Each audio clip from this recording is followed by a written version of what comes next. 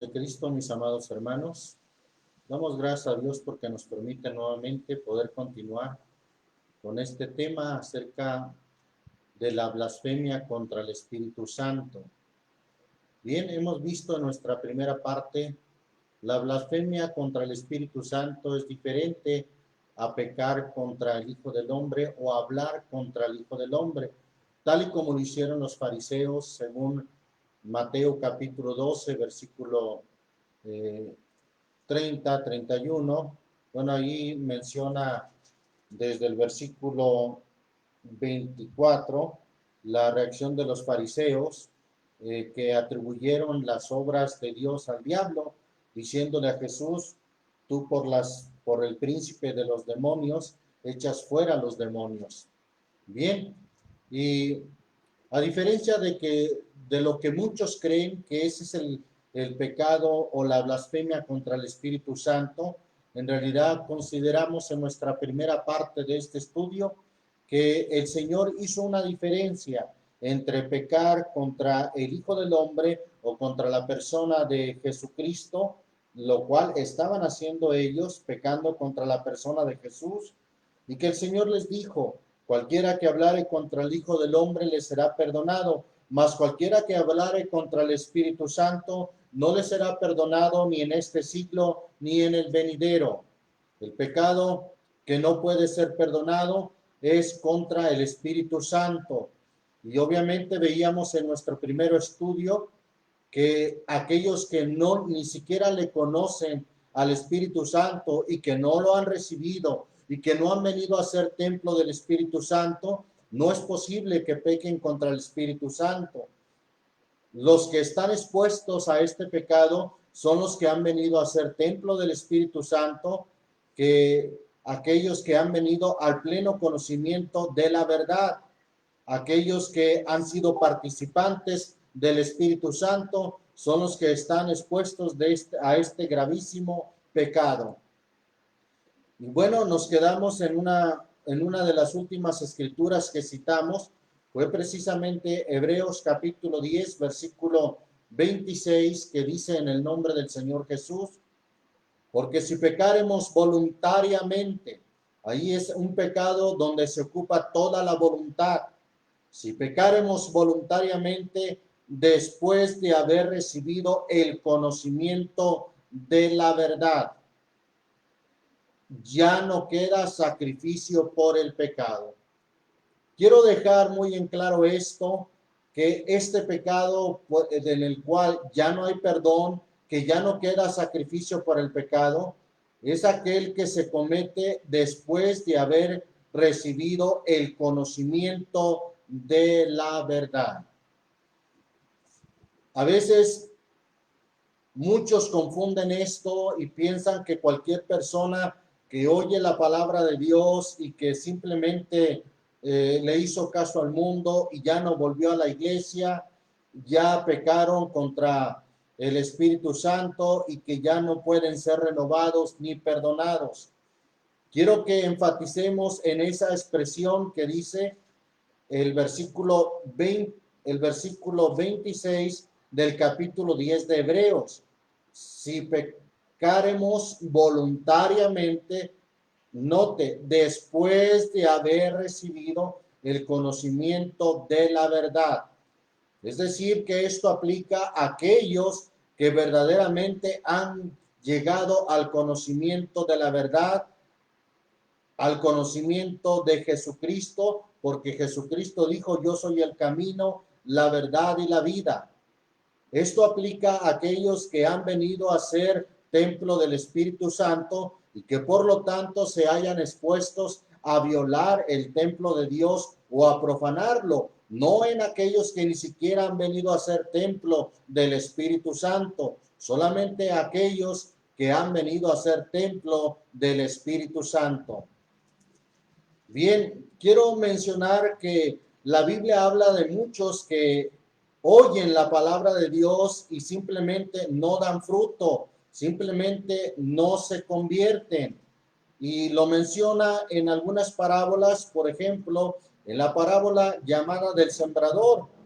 Aunque cuando abordamos el tema de esta parábola, más bien lo titulamos como el resultado de la siembra, ya que es en lo que hace énfasis la parábola del resultado de aquella semilla que cayó en buena tierra, de aquella semilla que cayó junto al camino, de aquella que cayó en espinas o de aquella que cayó entre pedregales. Y quiero hacer mención de esto, aunque ya hemos visto esta parábola, pero quiero que ubiquemos a aquellas personas que se apartan y que ni siquiera dieron fruto. Es decir, aquellas no están incluidas en los que pecan contra el Espíritu Santo o en los que pecan voluntariamente después de haber recibido el conocimiento de la verdad y de haber participado del Espíritu Santo. Ya que en esta parábola de Mateo capítulo 13 menciona lo siguiente en el versículo 19. El Señor da la interpretación de esta parábola y dice: oyendo cualquiera la parábola del reino, oyendo cualquiera la palabra del reino y no entendiéndola, viene el malo y arrebata lo que fue sembrado en su corazón. Este es el que fue sembrado junto al camino. Notemos que no dio fruto, solamente oyó la palabra, pero llegó el malo, no dice en qué tiempo, pero en algún momento después de haber recibido la palabra, llega el malo y arrebató lo que fue sembrado en su corazón. No dio ningún fruto. Versículo 20 dice: y el que fue sembrado en pedregales, este es el que oye la palabra y luego la recibe con gozo, mas no tiene raíz en sí, es decir, no tiene fundamento, antes es temporal, solamente por un tiempo. Eso quiere decir, antes es temporal, que venida la aflicción o la persecución por la palabra, luego se ofende. Notemos, tampoco hubo fruto en esa persona que oyó la palabra, pero que hubo pedregales que no permitieron que se fundamentara en la palabra. Venida la aflicción, o como dice la escritura, que vino el viento y vinieron las aguas, se hicieron ímpetu en aquella casa, destruyeron aquella obra. Versículo 22 habla la parábola y sigue diciendo: el que fue sembrado en espinas, este es el que oye la palabra, pero el afán de este siglo y el engaño de las riquezas ahogan la palabra y hácese infructuosa. ¿Qué quiere decir hácese infructuosa? Que tampoco hubo fruto. Mas el que fue sembrado en buena tierra, este es el que oye y entiende la palabra, y que además dice: y el que lleva fruto, y lleva uno a 100 y otro a 60 y otro a 30. Bien, entonces menciono la interpretación que el Señor Jesús da a esta parábola para descartar aquel resultado o aquellos que fueron sembrados junto al camino, aquellos que fueron sembrados junto a pedregales o aquellos que fueron sembrados en espinas, descartarlos como aquellos que pueden pecar contra el Espíritu Santo y que ya no les puede ser perdonado. ¿Por qué descartarlos? Porque estos ni siquiera dieron fruto, ni siquiera vinieron a ser templo del Espíritu Santo. Acuérdense que Gálatas capítulo 5 habla del fruto del Espíritu.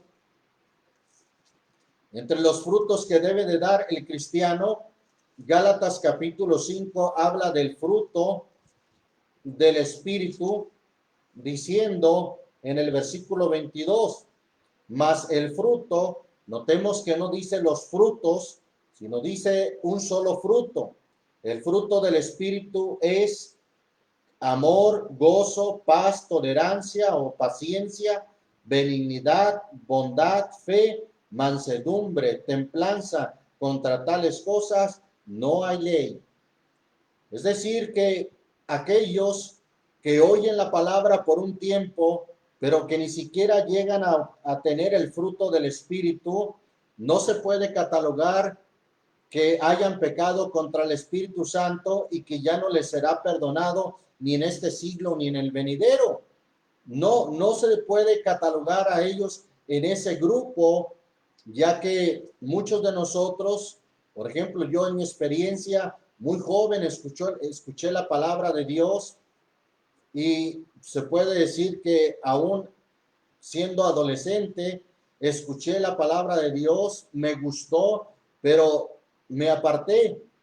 Después volví a oír la palabra de Dios y me volvió a traer el mensaje, los cantos, pero me aparté, no hice caso. Entonces, no, ¿qué sería de mí si yo estuviera considerado en ese grupo de los que se apartan, de los que caen o recaen? Si se considerara que en un tiempo que oí la palabra de Dios no quise y me aparté. No, entonces aquellos que ni siquiera han venido a ser parte del cuerpo de la iglesia de Cristo, que no han venido a ser templo del Espíritu Santo, no los podemos catalogar dentro del grupo de los que pueden pecar contra el Espíritu Santo, porque los que pecan contra el Espíritu Santo, como ya vimos ampliamente en nuestro primer estudio, son aquellos que han tenido la experiencia de participar plenamente del Espíritu Santo, que han sido sumergidos o bautizados en el Espíritu Santo, que han sido incluidos como en el cuerpo de Cristo, que es la iglesia. Ahí a ellos que han sido considerados templo del Espíritu Santo, y si después de haber recibido el conocimiento de la verdad vuelven atrás, ahí es donde ya aplica la blasfemia contra el Espíritu Santo o el pecar voluntariamente, que ya no queda sacrificio por el pecado. Bien, vamos a ver ahí en segunda carta del apóstol Pedro. Segunda carta del apóstol Pedro. Dice ahí la palabra de Dios en el capítulo 2, versículo 20. Ciertamente, si habiéndose ellos apartado de las contaminaciones del mundo por el conocimiento del Señor y Salvador Jesucristo, y otra vez envolviéndose en ellas, envolviéndose en qué ellas, en las contaminaciones del mundo. Si otra vez envolviéndose en ellas son vencidos, sus postrimerías les son hechas peores que los principios. Nuevamente está hablando de aquellos que, habiéndose apartado de las contaminaciones del mundo por el conocimiento de la verdad, por el conocimiento del Señor y Salvador Jesucristo, y otra vez envolviéndose en ellas, es decir, cayendo o recayendo en este caso, sus postrimerías les son hechas peores que los principios, porque mejor les hubiera sido no haber conocido el camino de la justicia, que después de haberlo conocido tornarse atrás del santo mandamiento que les fue dado. Pero les ha acontecido lo del verdadero proverbio: el perro se volvió a su vómito y la puerca lavada a revolcarse en el cieno. Ahí es donde aplica entonces aquellos que, habiéndose apartado de las contaminaciones del mundo, han recaído. ¿Por qué digo han recaído? Bueno, ya vimos en nuestro primer estudio que la primera caída la tuvimos cuando nos perdimos como ovejas, nos descarriamos y que cada cual se apartó por su camino. Fuimos levantados cuando hemos venido al conocimiento de nuestro Señor Jesucristo o al conocimiento de la verdad. Y si después de eso alguien cae, entonces ahí ya es donde aplica haber recaído, o como dice aquí, haber sido vencido y que sus postrimerías son hechas peores que los principios, y entonces se aplica lo que dice el proverbio: el perro se volvió a su vómito y la puerca lavada a revolcarse en el cieno. Bien, entonces consideremos esa expresión que dice ahí: sus postrimerías le son hechas peores que los principios. Consideremos lo que el Señor Jesús dijo en Mateo capítulo 12. En este mismo capítulo que habló de la blasfemia contra el Espíritu Santo, el Señor habló en el versículo 43 lo siguiente. Mateo 12, 43 dice: cuando el espíritu inmundo ha salido del hombre, anda por lugares secos buscando reposo y no lo halla. Entonces me dice: me volveré a mi casa de donde salí, y cuando viene, la haya, note usted bien, desocupada, barrida, es decir, limpia y adornada. Bien, la Biblia habla de que Dios nos adorna con su gracia, con su verdad. Según menciona el libro de Proverbios, adorno de gracia serán a tu cabeza. Bien, el Señor nos adorna con su gracia, nos limpia y hace posible que el espíritu inmundo salga de nuestras vidas. Y esta casa o este ser viene a ser templo del Espíritu Santo. Pero qué grave, qué lamentable cuando alguien ya no tiene el Espíritu Santo, ya no tiene el Espíritu de Dios, porque ha hecho afrenta al Espíritu de gracia, y el Espíritu Santo no puede morar en un ser, en un cuerpo, en un hombre o una mujer que ha hecho afrenta al Espíritu de gracia. Entonces, dice que el espíritu inmundo que había salido la haya desocupada. Y el versículo 45 continúa diciendo: entonces va y toma consigo otros 7 espíritus peores que él, y entrados moran allí, y son peores las cosas últimas de tal hombre que las primeras. Así también acontecerá a esta generación mala. Ahí está cuando aplica lo que dice el proverbio que cita segunda de Pedro, diciendo que el perro se volvió a su vómito y la puerca lavada a revolcarse en el cieno, de tal manera que sus postrimerías son hechas peores que las primeras. Es cuando sucede precisamente esto, que se ha hecho afrenta al Espíritu de gracia, al Espíritu Santo, y entonces el espíritu inmundo vuelve a esa casa o a ese ser humano de donde había salido con otros 7 espíritus peores que él, y entrados moran allí, y son peores las cosas últimas, es decir, las postrimerías del tal hombre que las primeras. Ese es el que ha pecado contra el Espíritu Santo después de haber sido su casa barrida, adornada, después de haber morado el Espíritu Santo en él. Entonces hiciere afrenta al Espíritu de gracia, y vuelve entonces el espíritu inmundo que había salido con otros 7 espíritus peor que él, y es ahí donde se cumple entonces el pecado contra el Espíritu Santo o la blasfemia contra el Espíritu Santo. Bendito el nombre del Señor Jesús. Ahora, ¿quiénes son los que cometen este pecado tan grave? Bueno, ya vimos quiénes, o vamos a ver más bien cómo es que se comete este pecado tan grave de ya no poder ser perdonado o de ya no poder ser renovado para arrepentimiento. Bueno, la Biblia dice: aquellos que voluntariamente se apartan del conocimiento de la verdad.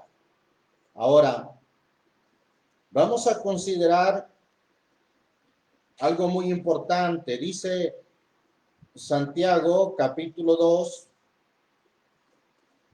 la carta de Santiago o Jacobo, dice en el versículo, capítulo 2, versículo 10, porque cualquiera que hubiere guardado toda la ley y ofendiera en un punto, es hecho culpado de todos. Porque el que dijo, no cometerás adulterio, también ha dicho, no matarás. Ahora bien, si no hubieres cometido adulterio, pero hubieres matado, ya eres hecho transgresor de la ley. Así hablad y así obrad, como los que habéis de ser juzgados por la ley de libertad. Hablando también en este sentido de la ley que ahora nos rige, la ley de Cristo, la ley de la gracia. ¿Sí? No hay pecados que alguien considera gravísimos, como es el adulterio, como es la fornicación, y ciertamente no digo que no sean graves, sí, en efecto, son muy graves, inclusive son mencionados en las listas de Gálatas capítulo 5, en primer lugar como adulterio y fornicación. En 1 Corintios 6:9 también se menciona entre los primeros pecados, adulterio y fornicación. Innegablemente son muy graves, pero no hay que perder de vista todos los demás pecados, porque el texto dice en el versículo 11 que el que dijo no cometerás adulterio también ha dicho no matarás. Ahora bien, si no hubieres cometido adulterio, pero hubieres matado, ya eres transgresor de toda o transgresor de la ley. El versículo 10 también dice, cualquiera que hubiere guardado toda la ley y ofendiera en un punto, es hecho culpado de todos. En realidad, cualquier pecado sin arrepentirnos nos deja fuera. Sin arrepentimiento, sin perdón, cualquier pecado nos excluye del reino de Dios, nos excluye de su gracia salvadora. Por eso debemos estar conscientes lo que dice, por ejemplo, ahí Primera de Juan capítulo 1, versículo 7, dice en el nombre del Señor Jesús, mas si andamos en luz como Él está en luz, tenemos comunión entre nosotros y la sangre de Jesucristo, su Hijo, nos limpia de todo pecado. Si dijéramos que no tenemos pecado, nos engañamos a nosotros mismos y no hay verdad en nosotros. Si confesamos nuestros pecados, Él es fiel y justo para que nos perdone nuestros pecados y nos limpie de toda maldad. Si dijéramos que no hemos pecado, lo hacemos a Él mentiroso y su palabra no está en nosotros. Cualquier conducta sin arrepentimiento, cualquier pecado sin arrepentimiento nos lleva a perdición. Ahora, notemos que aquellos que pecan contra el Espíritu Santo no tienen ya arrepentimiento. No podrán tener dolor en su corazón, ¿sí? Pero no se arrepienten con un dolor que es según Dios. Mire lo que dice respecto a esto, segunda carta a los Corintios, capítulo 7, versículo 10. Porque el dolor que es según Dios obra arrepentimiento. Cuando es un dolor según Dios o que viene de parte de Dios, obra arrepentimiento para salvación, arrepentimiento saludable, de que no hay que arrepentirse, mas el dolor del siglo o el dolor del mundo obra muerte. ¿Sí? Sienten dolor, pero en lugar de arrepentirse, en lugar de enmendarse, obra muerte en ellos, porque lo que único que hacen es reprochar, es decir, no me aman, es decir, no tienen compasión de mí.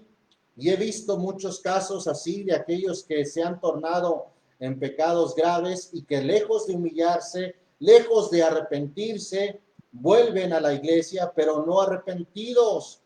Vuelven a la iglesia queriendo que los traten de una manera especial, queriendo que los traten con mucho amor, con mucho cuidado, con mucha atención. Y como a veces no ven ese tipo de atención para con ellos, pues nuevamente se vuelven a las cosas del mundo diciendo no hay amor en la iglesia, no hay comprensión y culpando a otros por viendo la paja del ojo de su hermano y no viendo la viga que está en su ojo, como el Señor lo mencionó en Mateo capítulo 7. Bien, ahora consideremos el pecado, por ejemplo, de fornicación. La Biblia habla de un pecado de fornicación en primera a los Corintios, capítulo 5, que hubo en la iglesia de Corinto.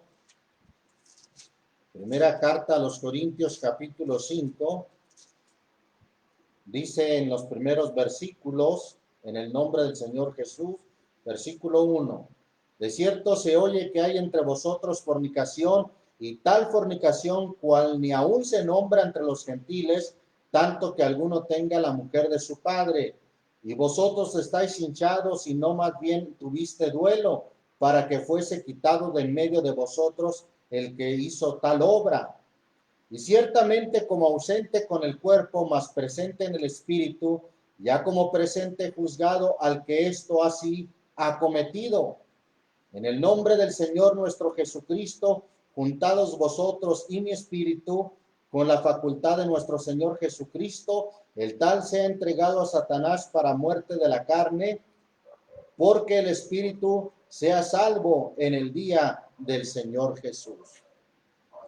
Había un señalamiento, sí, severo en aquel hombre que había fornicado gravemente con la mujer de su padre, es decir, con su madrastra, lo que hoy en día llamaríamos así.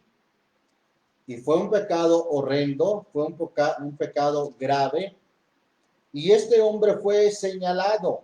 Aquí dice el versículo 5 que fue entregado a Satanás.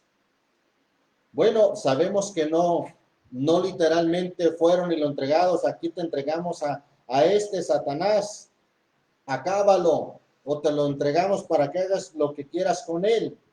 No, sino que en el sentido, cuando alguien es señalado de tal forma, podemos entender lo que el apóstol Pablo dijo, hablando de este señalamiento, en su carta.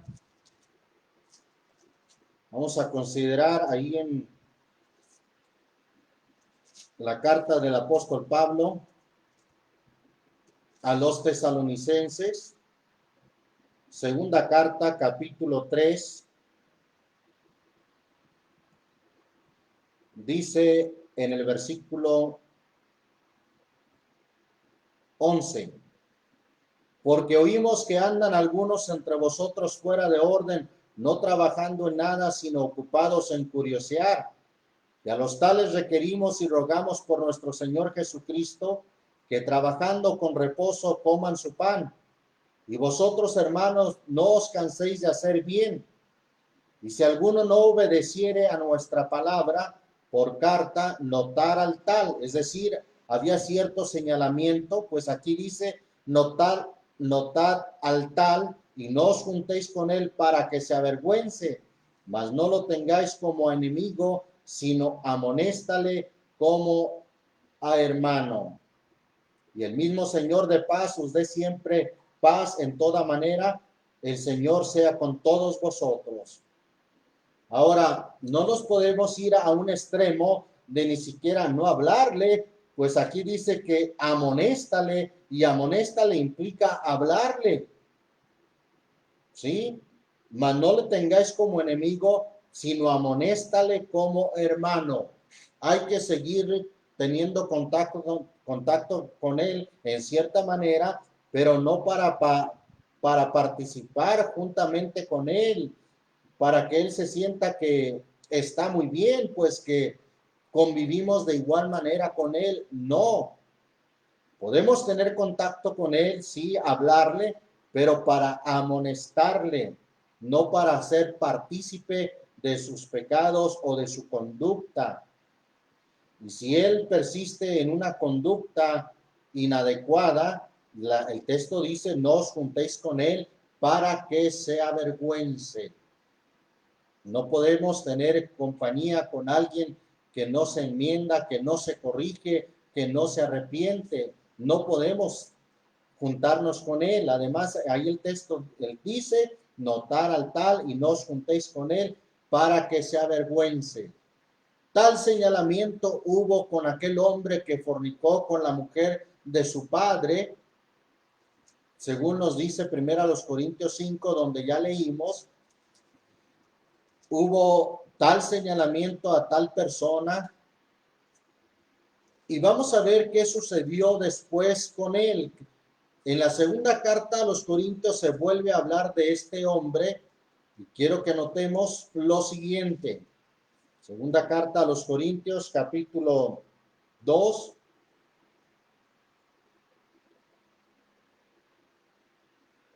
Voy a leer desde el versículo 1, dice en el nombre del Señor Jesús. Esto pues determiné para conmigo no venir otra vez a vosotros con tristeza, porque si yo os contristo, ¿quién será el que me alegrará sino aquel a quien yo contristare? Y esto mismo os escribí, porque cuando llegare no tenga tristeza sobre tristeza de los que me debiera gozar, confiando en vosotros todos, que mi gozo es el de todos vosotros. Porque la mucha tribulación y angustia del corazón, vuelvo a leer el versículo 4, porque por la mucha tribulación y angustia del corazón os escribí con muchas lágrimas, no para que fueseis contristados, mas para que supieseis cuánto más amor tengo para con vosotros. Está hablando de un escrito anterior que sin duda se refiere a la primera carta a los Corintios. Versículo 5, que si alguno me contristó, no me contristó a mí, sino en parte por no cargaros a todos vosotros. Y dice el versículo 6, bástale al tal esta reprensión hecha de muchos, cómo fue señalado, cómo fue amonestado y reprendido. Y Pablo ahora dice, bástale al tal esta reprensión hecha de muchos. Así que al contrario, vosotros más bien lo perdonéis. Note usted bien lo que dice ahí. Vosotros, ustedes lo perdonéis y consoléis, porque no sea el tal consumido de demasiada tristeza. Bueno, Pablo también aquí dice que él también lo perdona, por lo cual os ruego que confirméis el amor para con él, porque también por este fin os escribí para tener experiencia de vosotros si sois obedientes en todo, y al que vosotros perdonareis, yo también, porque también yo lo he perdonado, y si algo he perdonado por vosotros, lo he hecho en persona de Cristo.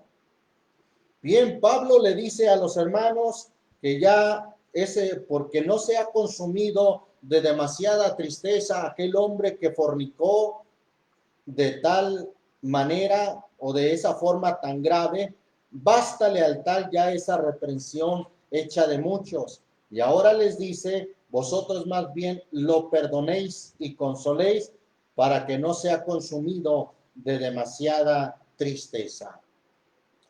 Entendemos en realidad que los cristianos somos puestos para perdonar. Aún así sea el pecado más grave, nosotros debemos de perdonar. Pues si no perdonamos, créame que nosotros somos los que nos perjudicamos. Nosotros mismos somos los que nos dañamos al no perdonar.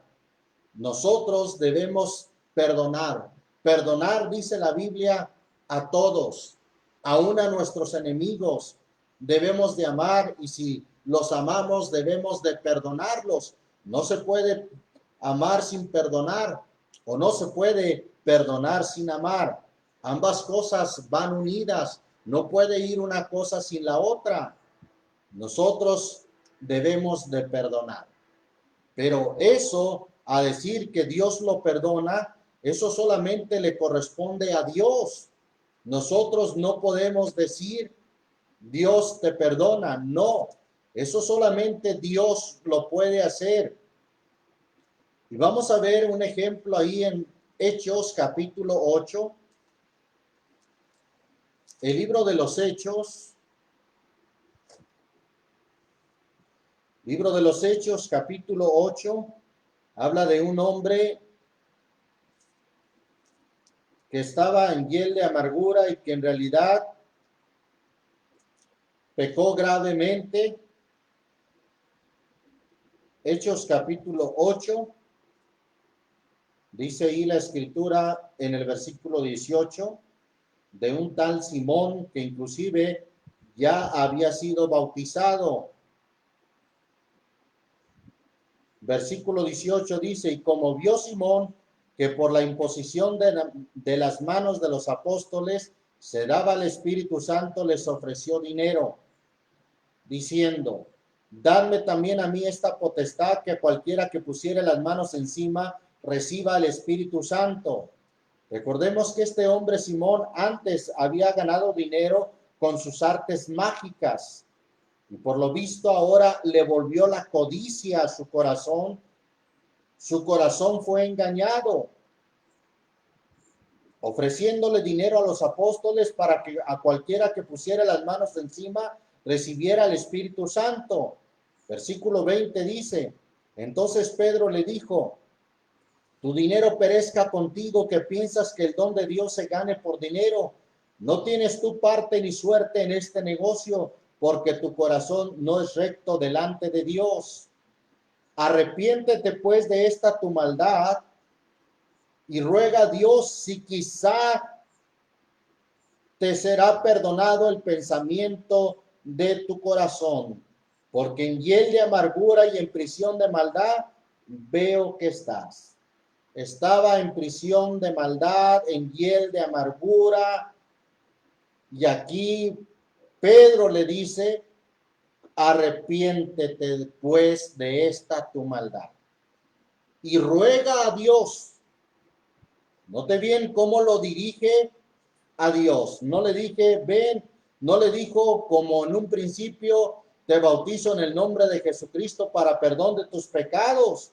No, ahora lo redirecciona a Dios, porque solamente eso Dios lo puede decidir.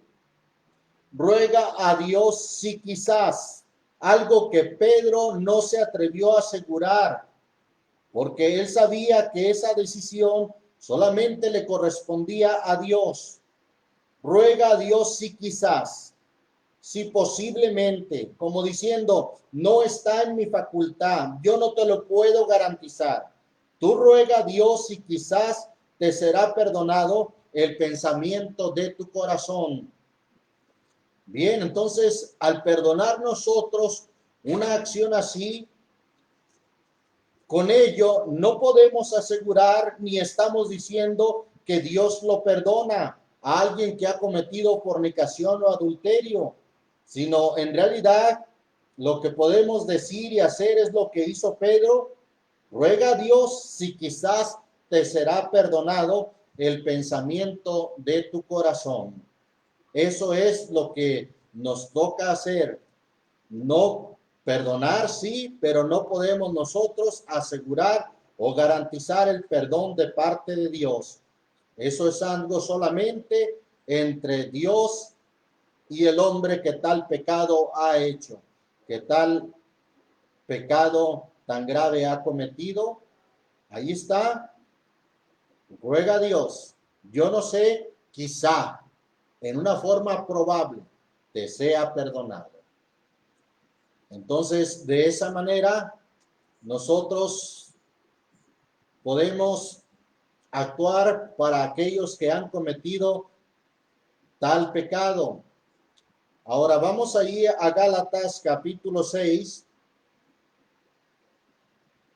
La carta a los Gálatas capítulo 6, versículo 1, ya que alguien me preguntó muy específicamente sobre la restauración y muchos citan precisamente aquí esta escritura de Gálatas capítulo 6. Gálatas 6, versículo 1,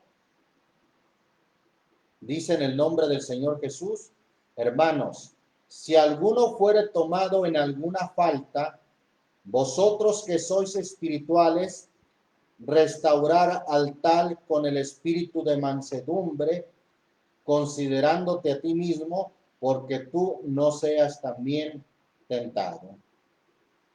Acuérdese que también está escrito que juicio sin misericordia será hecho para aquel que no tuviere misericordia. Pero hay que entender bien las cosas. Sí, solamente cito esa escritura de Santiago 2:13, porque juicio sin misericordia será hecho con aquel que no hiciere misericordia, y la misericordia se gloría contra el juicio. Bien, ¿qué es restaurar a alguien? Alguien ha dicho: restaurar a alguien es volverlo a la posición donde estaba anteriormente. Y luego dicen, si él era pastor, y restaurarlo es perdonarlo y que vuelva a la posición en que estaba anteriormente. Bueno, es que vuelva entonces a tomar el pastorado. ¿Podrá esto ser posible? Bueno, hay que entender bien lo que a nosotros nos toca restaurar.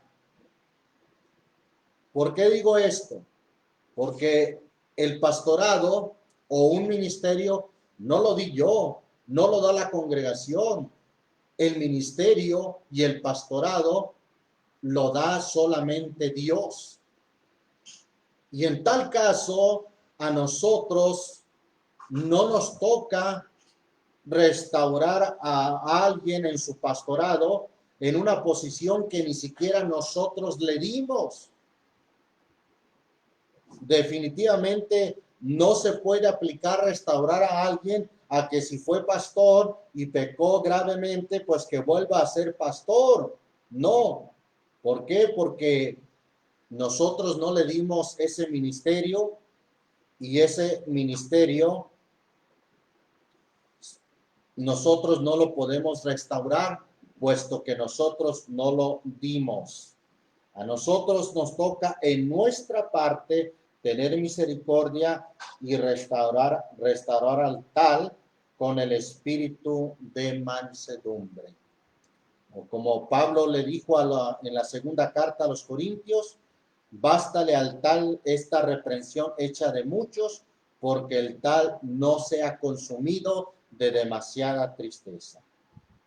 A nosotros nos toca la parte como congregación, aceptarlo o recibirlo, pero no la parte de restaurarlo en un ministerio, o aún si hablamos de que sea otra vez incluido en la iglesia de Dios. Bueno, la iglesia de Dios, su iglesia le pertenece solamente a Él, a Dios. Le pertenece solamente al Señor Jesucristo, y a Él es el que toca el aceptar a alguien, el volverlo a introducir o a involucrar dentro del cuerpo de Cristo, hablando espiritualmente de su iglesia. A nosotros solamente nos toca una parte como humanos, como hermanos en Cristo, perdonarle, tener misericordia, pero el perdón, nosotros, el perdón de Dios no lo podremos garantizar. Nosotros solamente lo podemos garantizar en el bautismo, cuando le decimos a alguien: tus pecados te son perdonados en el nombre de Jesucristo, o te bautizo en el nombre de Jesucristo para el perdón de tus pecados. Como a Pablo se le dijo, ahora pues, ¿por qué te detienes? Levántate y bautízate y lava tus pecados, invocando su nombre. Bien, Mateo capítulo 13, quiero aquí señalar lo que dice esta parábola acerca del reino de los cielos, semejante al hombre que siembra la buena simiente en el campo o en su campo.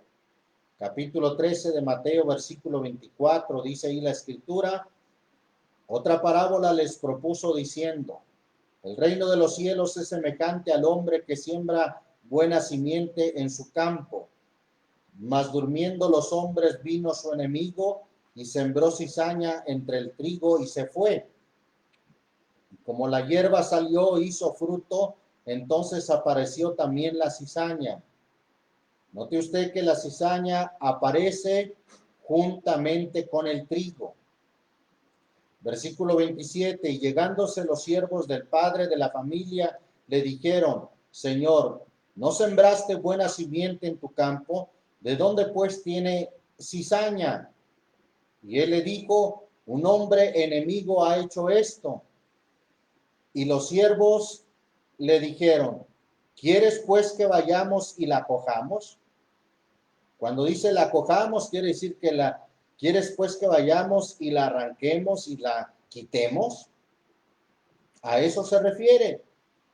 ¿Y cuál fue la respuesta del Señor? Versículo 29. Y él dijo, no, porque cogiendo la cizaña, no arranquéis también con ella el trigo. Dejad crecer juntamente lo uno y lo otro hasta la siega. Y al tiempo de la siega, no dice yo les voy a decir, no, en el tiempo de la siega yo diré, tiempo futuro. ¿A quién? A los segadores. ¿Quiénes son los segadores? No nosotros, no la congregación, ni siquiera el ministro. No, los segadores son los ángeles. Yo diré a los segadores, coged primero la cizaña y atadla en manojos para quemarla, mas recoged el trigo en mi alfolí. Ahí está, hablando de los segadores, el versículo 40 dice, de manera que como es cogida la cizaña y quemada en el fuego, así será en el fin de este siglo o de este mundo. Enviará el Hijo del Hombre sus ángeles, ahí están los segadores, y cogerán de su reino todos los escándalos y los que hacen iniquidad, y los echarán en el horno de fuego, allí será el lloro y el crujir de dientes. Mientras tanto, el Señor dijo en esta parábola, y claro, es algo que aplicamos a la vida real,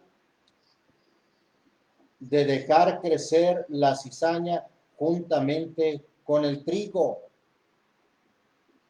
Entonces, cuando alguien quiere por su cuenta cortar lo que él considera que no tiene perdón, lo que él considera indigno, el Señor dijo cuando le propusieron, ¿quieres que vayamos y la cojamos? Es decir, que la arranquemos. ¿Y qué dijo? No, porque cogiendo la cizaña, es decir, no lo hagan. No les toca a ustedes, porque cogiendo la cizaña, ciertamente no podemos dudar que hay cizaña, pero el Señor dijo, no sea que cogiendo la cizaña arranquéis también con ella el trigo. Y bueno, yo he pensado hay a veces cizaña claramente identificada, pero también están de por medio sus hijos, están de por medio familiares que están oyendo la palabra, que han creído al evangelio, y no sea que queriendo arrancar esa cizaña, o a esos malos cristianos, o a esos que han pecado, no sea que arranquemos también con ella el trigo o aquella familia, aquellos hijos que están creyendo sinceramente en el Señor. Entonces el Señor dijo, dejad crecer juntamente lo uno y lo otro.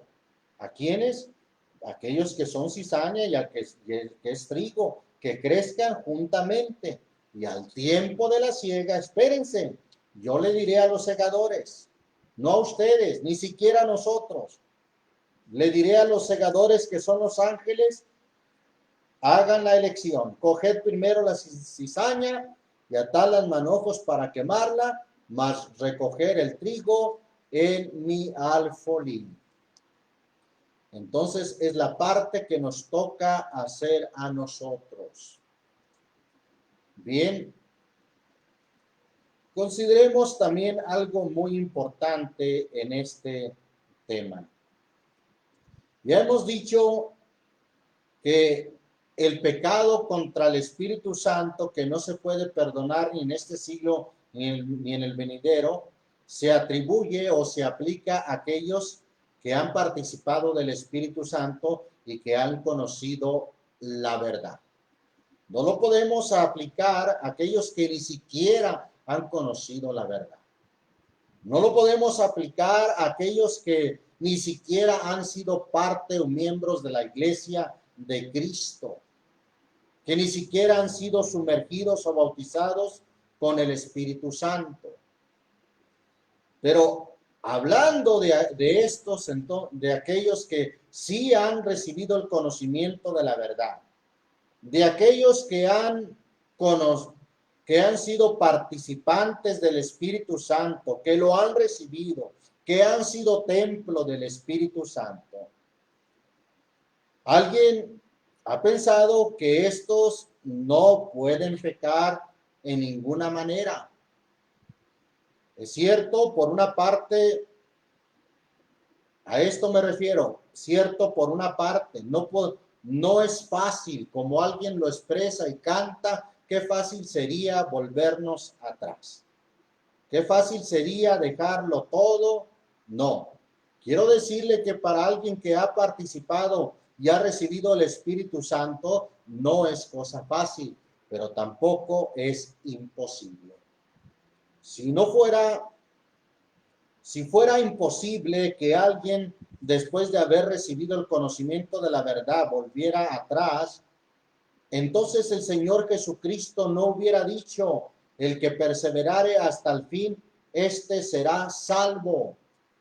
Si ya alguien tiene asegurada la salvación desde el momento que es parte de la iglesia de Cristo y que ha recibido el Espíritu Santo, si ya tuviera asegurada la salvación, entonces no habría necesidad de que el Señor dijera, perseverar. El que perseverare hasta el fin, este será salvo, según dice Mateo 24:13. Hay situaciones, en realidad, que no ligeramente nos apartan de Dios, es decir, no cosas superficiales, aquellos que han conocido la verdad, pero situaciones graves sí pueden apartar a alguien de la verdad después de haber conocido la verdad, valga la redundancia, y después de haber recibido el Espíritu Santo. Por eso es que hay que perseverar. Apocalipsis capítulo 3 nos da a entender que sí hay esa posibilidad de que alguien ya no tenga perdón y de que sea borrado su nombre del libro de la vida. Apocalipsis capítulo 3, versículo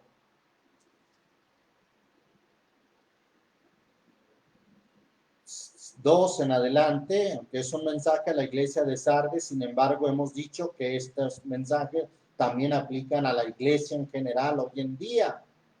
Le dice el Señor, sé vigilante y confirma las otras cosas que están para morir, porque no he hallado tus obras perfectas delante de Dios. Acuérdate pues de lo que has recibido y has oído y guárdalo y arrepiéntete. Y si no velares, vendré a ti como ladrón y no sabrás en qué hora vendré a ti. Mas tienes unas pocas personas en Sardis que no han ensuciado sus vestiduras y andarán conmigo en vestiduras blancas porque son dignos. Versículo 5. El que venciere será vestido de vestiduras blancas. Note usted que está hablando de las personas o de la iglesia, primeramente en Sardis, y que también aplica a nosotros, que ya tienen una vestidura blanca. Esa vestidura blanca se recibe cuando venimos al Señor, como dice Gálatas 3:27, todos los que habéis sido bautizados en Cristo, de Cristo estáis vestidos. Entonces se está hablando de aquellos que ya tienen esa vestidura blanca, pero que ahora les dice, el que venciere será vestido de vestiduras blancas. Habla de otra vestidura blanca que han de recibir, según dice Apocalipsis 19, y ahí entramos un poquito en profecía, cuando habla de las bodas del Cordero, versículos 7 y 8. Gocémonos y alegrémonos, iremos de gloria, porque son venidas las bodas del Cordero, y su esposa se ha aparejado. Y le fue dado que se vista de lino limpio, fino, limpio y brillante, porque el lino fino son las justificaciones de los santos. Es una vestidura limpia, una vestidura blanca que se recibe en las bodas del Cordero, es decir, en la unión de Cristo con su iglesia. Pero entonces, volviendo al capítulo 3, versículo 5, dice, el que venciere será vestido de vestiduras blancas, de esas vestiduras blancas en las bodas del Cordero. Y dice, y no borraré su nombre del libro de la vida. Quiere decir que el que no venciere, sí podrá ser borrado del libro de la vida. El que no perseverare hasta el fin, sí puede ser borrado del libro de la vida.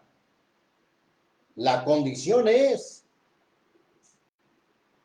que si venciere, no borrará su nombre del libro de la vida, y confesaré su nombre delante de mi Padre y delante de sus ángeles. Esa es la condición, vencer, perseverar hasta el fin. Y ser borrado del libro de la vida, pues implica la condenación. Porque ¿qué dice Apocalipsis ahí mismo en el capítulo 20, versículo 15? Y el que no fue hallado escrito en el libro de la vida, o el que haya sido borrado, total, si al fin no fue hallado escrito, fue lanzado en el lago de fuego. Entonces, sí es necesario perseverar, sí es necesario vencer, porque si no vencemos, estamos en riesgo de que nuestro nombre sea borrado del libro de la vida, y el que no fue hallado escrito en el libro de la vida fue lanzado al lago de fuego. Ahora, claro que con la ayuda de Dios, con la ayuda de nuestro Señor Jesucristo, tenemos todas las armas para poder vencer. Y por Él, si algo hacemos, si algo logramos, es por su gracia. Principalmente, tomémonos, acojámonos de su gracia, de su brazo salvador, de su diestra, para que nada nos aparte, para que nada nos haga retroceder. Y entonces el Señor de su parte cumplirá su palabra que dice, y ahí termino con este versículo, Isaías 41:10, no temas que yo soy contigo, no desmayes que yo soy tu Dios que te esfuerzo, siempre te ayudaré, siempre te sustentaré con la diestra de mi justicia. Además, el Señor ha prometido estar con nosotros todos los días hasta el fin del mundo. Oramos en el nombre del Señor Jesús. Gracias te damos, Señor Jesucristo, por tu palabra, que es la verdad. Ayúdanos sobre todo a perseverar hasta el fin. Al que venciere será vestido de vestiduras blancas y no borrará su nombre del libro de la vida. Sin embargo, hay el riesgo, hay el peligro de que si no vencemos, nuestro nombre puede ser borrado del libro de la vida. Hay el riesgo, el peligro de que si no perseveramos, podemos ser borrados del libro de la vida. Ayúdanos a perseverar, Señor. Con tu gracia, con tu Espíritu Santo guiándonos y tu Espíritu Santo haciendo en nosotros lo que es agradable delante de ti, podremos perseverar, podremos vencer. Pero que estemos siempre bien tomados de tu mano, de la cual tú has dicho, mis ovejas están en mi mano y nadie las arrebatará de mi mano. Pero ayúdanos a estar siempre en tu mano, Señor, bajo tu dominio, es decir, en tu voluntad. Que no nos salgamos de tu mano, porque entonces sí corremos peligro de apartarnos y de caer de tu gracia. Ayúdanos a perseverar, Señor.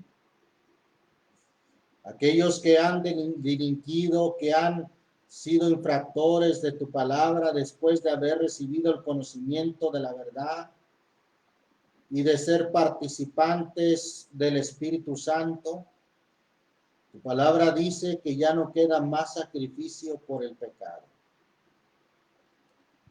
Nosotros lo que nos queda decir es ruega a Dios, que rueguen a Dios, quizás les será perdonado su pecado. Nosotros no podemos asegurar, no podemos garantizar. Señor Jesús, ayúdanos a no caer en tal condición. Y lo que toca de nuestra parte es restaurar a aquel que ha caído en pecado con el espíritu de mansedumbre, considerándonos a nosotros mismos, considerando también que juicio sin misericordia será hecho para aquel que no tiene misericordia. Sí, Señor, nosotros debemos de amar y perdonar aún a nuestros enemigos. Pero el asegurar que tú perdonas a alguien, solamente te toca a ti, Señor. Nosotros podemos asegurar hasta el bautismo diciendo que los pecados son perdonados, cualquiera que estos sean. Pero después solamente te toca a ti, Señor, perdonar.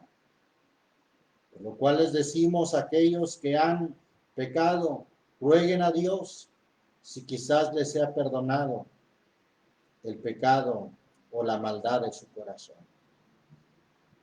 Ayúdanos, Señor, lo que toca a nosotros, a perseverar hasta el fin. Guárdanos en tu gracia. Ayúdanos a vencer. En el nombre de Jesucristo, mi amado Salvador. Gracias, muchas gracias.